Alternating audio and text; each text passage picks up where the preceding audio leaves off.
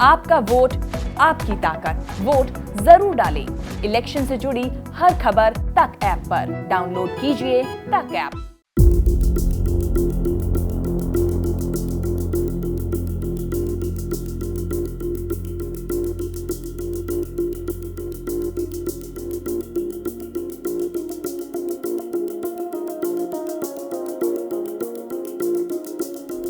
राजस्थान में सिर्फ रीट के परीक्षार्थियों के साथ ही धोखा नहीं हुआ है। फार्मासिस्ट भर्ती के लिए भी सैकड़ों बेरोजगार भटक रहे हैं। अधिकारियों से लेकर मुख्यमंत्री कार्यालय तक के चक्कर लगाते लगाते इनकी चप्पलें तक घिस गईं, लेकिन कहीं सुनवाई नहीं हो रही। हर कोई इन्हें झूठे दिलासे देकर टाल देता है। दरअसल साल 2018 में गहलोत की सरकार ने 1736 फार्मासिस्ट के पद भरने के लिए भर्तियां निकाली थीं। दो बार परीक्षा के फॉर्म भरवा लिए गए। 5 बार परीक्षा की तारीख टाली गई और ऐसी टाली गई कि दोबारा परीक्षा करवाने की नौबत ही नहीं आई। पिछले 4 साल से फार्मासिस्ट का डिप्लोमा लेकर इस आस में दर-दर की ठोकरें खा रहे हैं कि हो सकता है सरकार को इन पर भी तरस आ जाए और भर्तियां निकालकर सरकार इन्हें भी परीक्षा देने का मौका दे दे।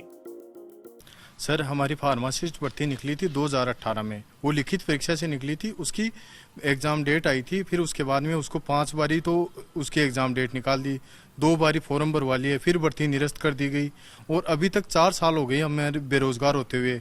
कोचिंग का खर्चा है, टिफिन का खर्चा है, खाने का खर्चा है, वो सरकार को उठाना चाहिए। भाई यहाँ तो भर्ती निकाले क्यों? और निकाले तो उनको टाइम टेबल फिक्स करके उनको वो भर्ती को करे। अब देखो सर, वेद प्रकाश सोलंकी ने भी इस भर्ती के लिए लिखा है कि भाई फार्मासिस्ट भर्ती को होना चाहिए, इसका पद जोड़कर होना चाहिए। 1736 पदों पर यह भर्ती निकली थी और हम बेरोजगारों में हाहाकार मचा हुआ है। सेम वही रीट वाला काम इन मेडिकल विभाग की भर्तियों में कर रहे हैं ये। उनमें तो पर्चे बांट दिए, रीट में तो इन्होंने घर घर जाके किसी शादी के कार्ड बांटते हैं ना, वैसे रीट के पेपर बांटे हैं इस सरकार ने। अब इसमें क्या कर रहे हैं? फर्जी डिप्लोमाधारियों को बैक एंट्री, उनका कोई अता पता ही नहीं लगेगा। ये सबसे बड़ा खेल है।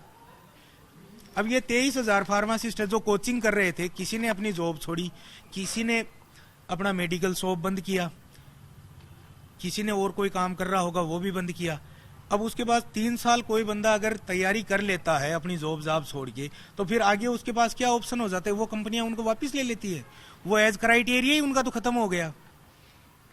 उनका तो हम कहीं पे विरोध भी नहीं कर रहे भाई। 7,000 में उन्होंने नौकरी की तो उन्हें बोनस दो।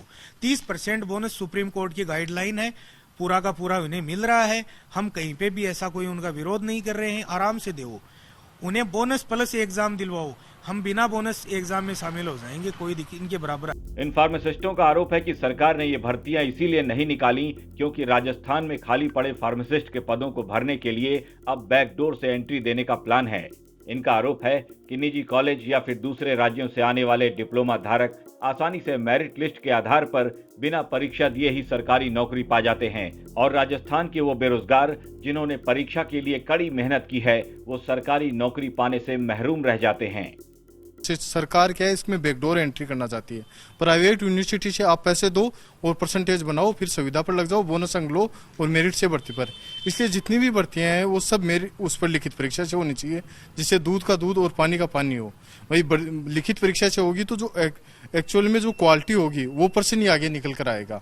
और मेरिट बेस पर होगी तो जिसके परसेंटेज ज्यादा है, चाहे प्राइवेट से, चाहे बेंगलोर से, चाहे दिल्ली से, चाहे बिहार से, चाहे यूपी से, जहां भी वो परसेंटेज बनाकर लाया है, आराम से उसमें परसेंटेज बन के मेरिट से उसका आराम से हो जाएगा। उसको कोई कंपटीशन देना ही नहीं है, उसको बैठना ही नहीं है एग्जाम हॉल में, सरकार उसको अपने आप ही नियुक्ति दे देगी।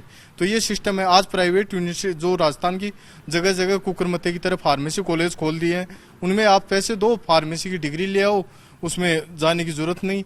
राजस्थान के इन बेरोजगारों को सरकार के मंत्रियों और विधायकों ने लिखित तौर पर भरोसा भी दिया था कि जल्द ही फार्मासिस्टों की भर्ती के लिए लिखित परीक्षा का आयोजन होगा, लेकिन किसी ने अब तक अपना वादा पूरा नहीं किया।